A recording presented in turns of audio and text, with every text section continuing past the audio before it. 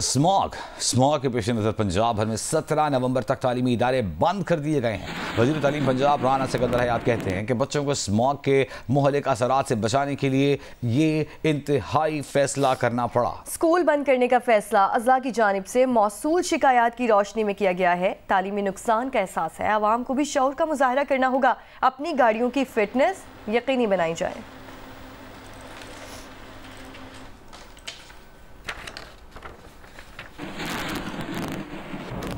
पंजाब में 50% निजी इदारों के स्टाफ को ऑनलाइन शिफ्ट करने का हुक्म जारी कर दिया गया है। इस मुतालिक नोटिफिकेशन में कहा गया है कि दफातर, NGOs और फ्रेंचाइजीज को हाजिरी 50% कम करने की हिदायत जारी कर दी गई है।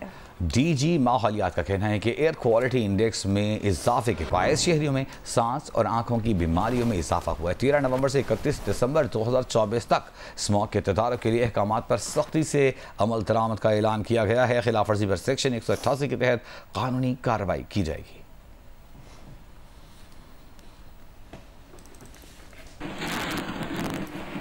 लाहौर में स्मॉग में कमी नहीं आ सकी। शहर का एयर क्वालिटी इंडेक्स अब भी खतरनाक हदों को छू रहा है। स्मॉग पर काबू पाने वाले इकदाम सिर्फ अहकामात की हद तक महदूद नजर आते हैं। मजीद जानेंगे उम्मे फरवा से। जी, लाहौर में स्मोक की सूरत हाल कुछ ज़्यादा बेहतर दिखाई नहीं दे रही और आज भी लाहौर दुनिया के आलूदा तरीन शहरों में नंबर 1 पर है। अगर मुल्क के यानी पाकिस्तान के हवाले से बात की जाए तो लाहौर आज भी दुनिया का, ना सिर्फ दुनिया का बल्कि पाकिस्तान का भी आलूदा तरीन शहर है। और लाहौर के अंदर जो एयर क्वालिटी इंडेक्स है वो तकरीबन 1000 से ज़्यादा जो है आज भी रिकॉर्ड की गई है। इस वक्त तो 700 से ऊपर है, लेकिन लाहौर के मुख्तलिफ इलाके ऐसे हैं जहाँ पर 1100 के करीब जो है वो देखने में आ रहा है कि एयर क्वालिटी है। और इसमें गुलबर्ग का इलाका जो है वो टॉप पर है, यानी नंबर 1 पर है, जहाँ पर 1100 से ज़ायद जो है एयर क्वालिटी इंडेक्स रिकॉर्ड हुई है। इसके अलावा अगर हम बात करें लाहौर में स्मोक को कंट्रोल करने के लिए महकमा तहफ़्फ़ुज़ माहौलियात की जानिब से बहुत ज़्यादा नोटिफिकेशन जारी हुए हैं, जिसमें ख़ास तौर पर ये कहा गया है कि एक तो मास्क लाजमी पहनना है। मास्क किसी ने पहना हुआ हमें तो दिखाई नहीं दे रहा, क्योंकि बहुत कम इक्का दुक्का लोग हैं जिन्होंने मास्क पहनना ज़रूरी समझा है। बाकी एज इट इज़ शहरी रूटीन में अपना काम कर रहे हैं। लाहौर के बाद रुख करते हैं फैसलाबाद का, जहां स्मॉग की शिद्दत बरकरार है। स्मॉग की रोकथाम के इक़दाम के तहत डिविजनल इंतजामिया ने यूनियन काउंसिल की सतह पर खुसूसी स्क्वाड तश्कील देने का फैसला किया है। तफसीलात हम्माद अहमद से।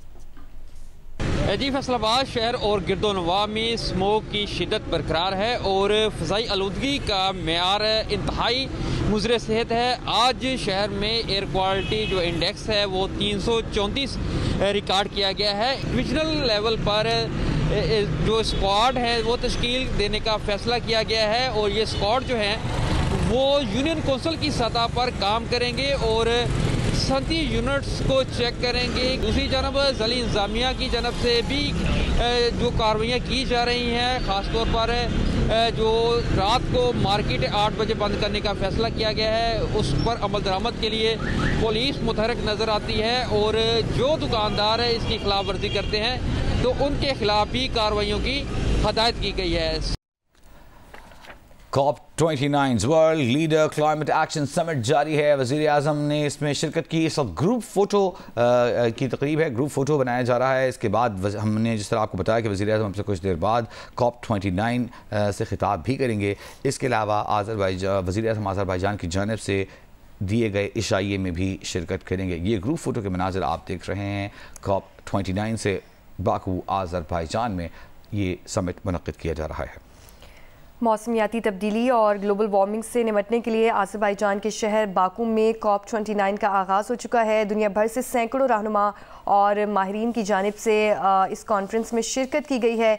कॉन्फ्रेंस ऑफ द पार्टीज़ का 29वां इजलास 22 नवंबर तक जारी रहेगा और इस इजलास को 22 नवंबर तक जिसमें कार्बन गैसेस के खराज में कमी और ग्लोबल वार्मिंग से निपटने के तरीक़ाकार और इसके मकसद के लिए माली वसाइल की फराहमी पर बातचीत की जाएगी। वज़ीर आज़म शहबाज शरीफ इस वक्त वहाँ पर मौजूद हैं और ग्रुप फ़ोटो ली जा रही है। वज़ीर-ए-आज़म शहबाज शरीफ अब से कुछ देर बाद COP29 कॉन्फ्रेंस से खिताब भी करेंगे। बरतानवी वज़ीर-ए-आज़म सर कीर स्टारमर इस वक्त स्क्रीन पर आपको नजर आए थे। मुख्तलिफ सरबराहान ममलिकत इस वक्त तशरीफ ला रहे हैं ग्रुप फ़ोटो का हिस्सा बनने के लिए। आपको बताएं कि पाकिस्तान की मेज़बानी में भी कई आला सतह तकरीबात और गोल मेज़ मुबाहिसे होंगे। पाकिस्तान में हालिया सालों में मौसमियाती तब्दीलियों के नतीजे में होने वाले नुकसानात को इस फोरम पर उजागर किया जाता है और तरक्की पजीर ममालिक जिन्हें मौसमियाती तब्दीली जैसे बड़े चैलेंजेस का सामना है और उस हवाले से उन्हें जो मदद दरकार है, उन मसाइल को इन प्लेटफॉर्म पर डिस्कस करके उन ममालिक की माली इमदाद के लिए भी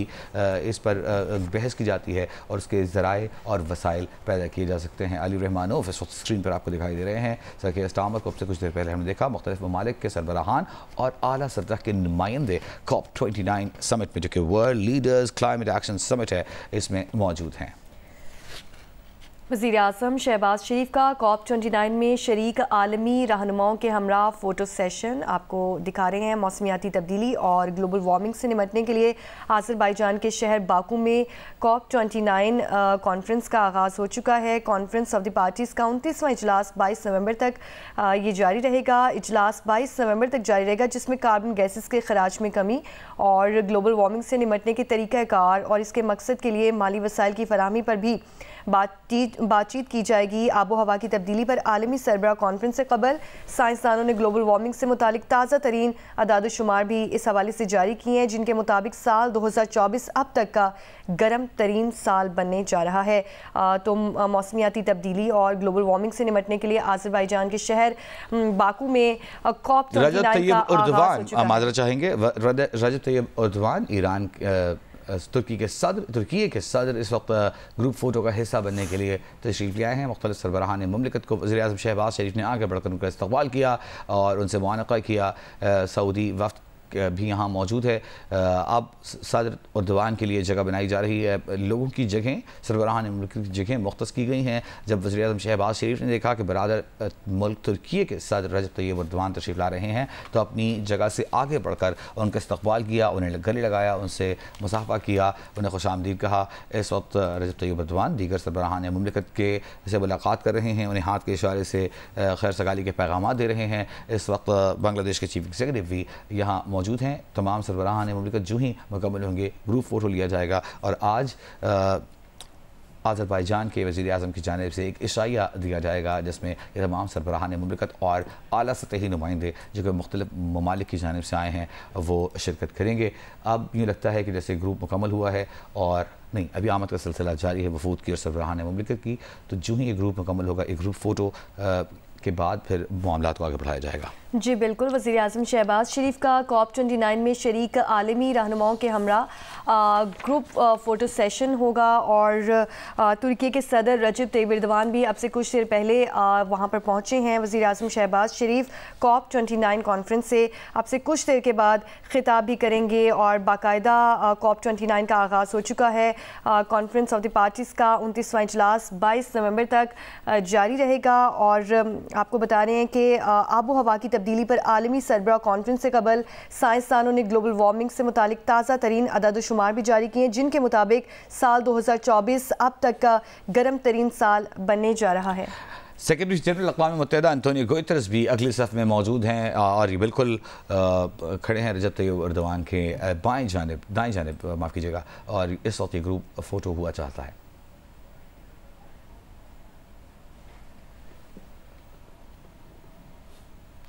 आप देख सकते हैं कि वज़ीर-ए-आज़म पाकिस्तान शहबाज शरीफ को अगले सफ़ में जगह मिली है, वो मौजूद हैं अगली सफ़ में।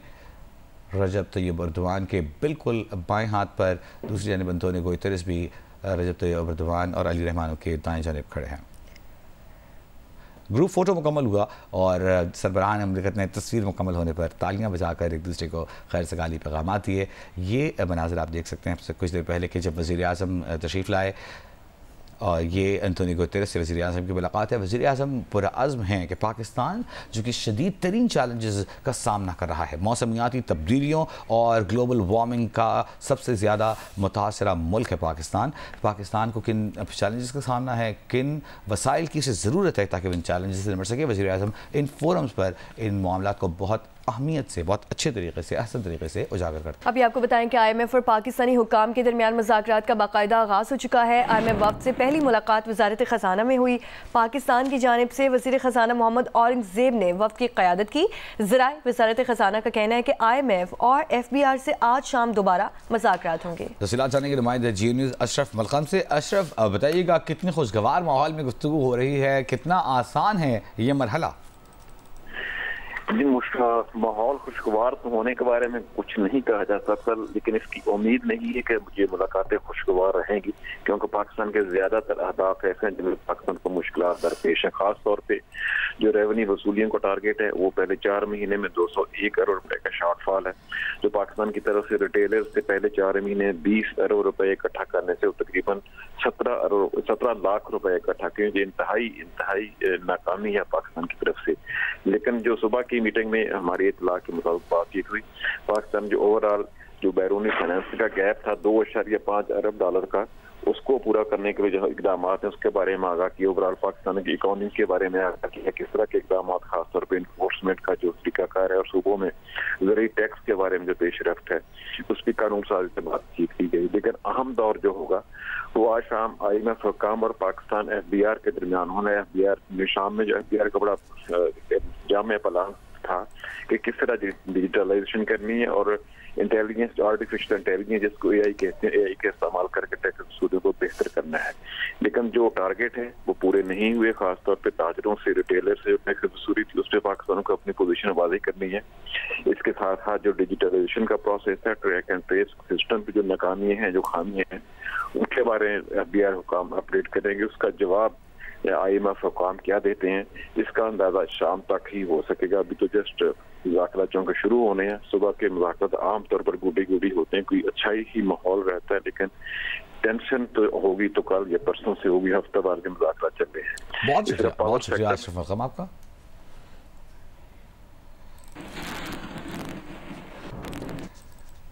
स्मॉग आई पाबंदियां साथ लाई है। लाहौर में स्मॉग की संगीन सूरत हाल के पेश नज़र महकमा तहफ़्फ़ुज़ माहौलियात पंजाब ने कई पाबंदियों के नोटिफिकेशन जारी किए हैं। शहरियों को मास्क लगाने की हिदायत भी की गई है, मगर न तो स्मॉग में कोई कमी आई है, न ही शहरी और सरकारी मुलाजमीन समेत कोई भी SOPs पर अमल करता दिखाई दे रहा है। नवंबर के आगाज में शदीद तरीन स्मोक ने लाहौर को लपेट में लिया था। दूसरा अशरा शुरू हो गया, मगर स्मोक की शिद्दत में कमी नहीं आ सकी। लाहौर मुसलसल दुनिया का आलूदा तरीन शहर है। महकमा तहफ़्फ़ुज़ माहौलियात पंजाब ने स्मोक में कमी और शहरियों को स्मोक से बचाने के लिए पाबंदियों के कई नोटिफिकेशन जारी किए थे, मगर तालीमी इदारों की बंदिश के सिवा और किसी हुक्म पर अमल दरामद नजर नहीं आ रहा। शहरियों में मास्क लगाने की शरह पहले की निस्बत कुछ बड़ी ज़रूर है, मगर अब भी बहुत कम लोग उसे संजीदा ले रहे हैं। बेशतर शहरी और सरकारी मुलाजमीन मास्क के बगैर ही नजर आते हैं। मास्क नहीं लगा रहे, मास्क भुल गए हैं सर। मास्क है अपने को, है मास्क ला लीदा जो दिल करे। रुमाल ही इसे करके रखा, घटा मिट्टी हर चीज़ का परहेज। 10 मिनट बाद मास्क ख़राब हो जाता है, उसको फेंकना पड़ता है। मास्क को कैसे संभालें हम? मास्क लगाया, अभी उतार के उधर रखा था मैंने चाय पीने के लिए। धुआं छोड़ती गाड़ियां भी जू की तू फराटे भरती नजर आती हैं। सफाई के दौरान पानी का छिड़काव भी नहीं हो रहा, हालांकि लाहौर वेस्ट मैनेजमेंट अथॉरिटी पानी के छिड़काव का दावा करती है। शहर में सरकारी सतह पर तामीराती काम भी जारी हैं। कोई पानी का छिड़काव नहीं हो रहा। शाम 8 बजे दुकानें बंद हो जाती हैं, जहाँ कचरा होता है वहीं रहता है। कोई नहीं करता पानी छिड़काव वैसे, बिल्कुल। गुज़श्ता रोज़ हुकूमत की जानिब से दुकानें और मार्केटें 8 बजे बंद करने का हुक्म भी जारी किया गया था, मगर शहर की बेशतर मार्केटें रात 8 बजे के बाद भी खुली नजर आईं। दूसरी जानिब ज़िले इंतज़ामिया ने रात 8 बजे दुकानें बंद कराने के लिए टास्क फोर्सेस तश्कील दे दी है। कैमरामैन मोहम्मद सादिक के साथ उम्मे फरवा, जियो न्यूज़, लाहौर। मुल्तान डिवीज़न के अहम ज़िला लोधरा में भी स्मॉग के बाद सूरत हाल बहुत ख़राब है। गले में खराश, आंखों में जलन के सबब शहरी बहुत परेशान है। मज़ीद जानेंगे रजब अली मिर्ज़ा से। लोधरा में आज शदीद स्मोक है और जब से पंजाब में स्मोक शुरू हुई है आज लोधरा में सबसे ज़्यादा एयर क्वालिटी इंडेक्स रिकॉर्ड किया गया है। लोधरा में आज फ़िज़ा इंतहाई आलूदा है और शहरियों को शदीद परेशानी का सामना करना पड़ रहा है। ट्रैफिक की रवानी भी मुतासर हो रही है। दूसरी तरफ ज़िले इंतज़ामिया ने स्मोक पर काबू पाने के लिए सख्त इक़दाम किए हैं। धुआँ छोड़ने वाले 10 भट्टों को मिसमार कर दिया है, 27 को सील कर दिया है और शहरियों में मास्क और आगाही पम्फलेट भी तकसीम किए जा रहे हैं और अब तक इंसदाद स्मोक कार्रवाइयों में धुआं छोड़ने वाले भट्टों, इंडस्ट्रीज़, गाड़ियों और फसलों की बाकियात जलाने पर तकरीबन 55 लाख रुपए से ज़ायद जुर्माने कर चुकी है। चैंपियंस ट्रॉफी खेलने नहीं आ रहे तो क्यों नहीं आ रहे, वजूहात बताओ। पाकिस्तान क्रिकेट बोर्ड ने आईसीसी की वसातत से भारत से जवाब मांग लिया है। जियो न्यूज़ के नुमाइंदे सुहेल इमरान हमारे साथ मौजूद हैं। सुहेल, कहिएगा क्या पता चला इससे मुतालिक और ख़त में क्या कुछ लिखा गया है? जी, जो खत में लिखा गया है वो सिर्फ और सिर्फ इस हवाले से चेयरमैन पीसीबी मोहसिन नकवी इस तमाम मामले को हैंडल कर रहे हैं और जितने भी मंदरजात हैं और कौन से पॉइंट्स उठाए गए हैं उसकी तफसीलात तो चेयरमैन के पास है, जिसको फौरी तौर पर डिस्क्लोज नहीं किया जाएगा। लेकिन हमारे ज़राए ने इस बात की तस्दीक की है कि गुज़िश्ता रोज इंटरनेशनल क्रिकेट काउंसिल को चैंपियंस ट्रॉफी के मामले के ऊपर खत लिख दिया गया था, क्योंकि चंद रोज पहले इंडियन क्रिकेट बोर्ड ने आईसीसी को ये बता दिया था और वर्बली बताया था कि वो ट्रैवल नहीं करेंगे चैंपियंस ट्रॉफी खेलने के लिए पाकिस्तान। और उसके बाद आईसीसी ने पाकिस्तान को इस हवाले से तहरीरी तौर पर आगाह किया था। और अब पाकिस्तान क्रिकेट बोर्ड ने जो खत लिखा है, जो हमें बताया गया, उसमें ये जानने की कोशिश की गई है और ये कहा गया कि हमें तफसीलात बताई जाए और ठोस वजूहात बताई जाए जिनकी बुनियाद के ऊपर इंडिया ने पाकिस्तान आने से इनकार किया और तहरीरी तौर पर हमें ये सारा कुछ बताया जाए कि कौन कौन सी वजूहात है जिसकी वजह से इनकार किया गया है। और अभी भी पाकिस्तान क्रिकेट बोर्ड का यही मौक़िफ़ है और लेटर में भी इस बात का इंदिया दिया गया है कि अगर चैंपियंस ट्रॉफी को हाइब्रिड मॉडल पर लेकर जाया गया तो वो हुकूमती जो भी इस हवाले से मुशावरत होगी, जो हुकूमती अहकामात या एडवाइस होगी, उसके ऊपर अमल दरामद किया जाएगा और हाइब्रिड मॉडल को कबूल नहीं किया जाएगा। मजीद मदरजात जो है वो अभी डिस्क्लोज ना करने का फैसला किया गया है। जी, बहुत शुक्रिया आपका सुहेल इमरान।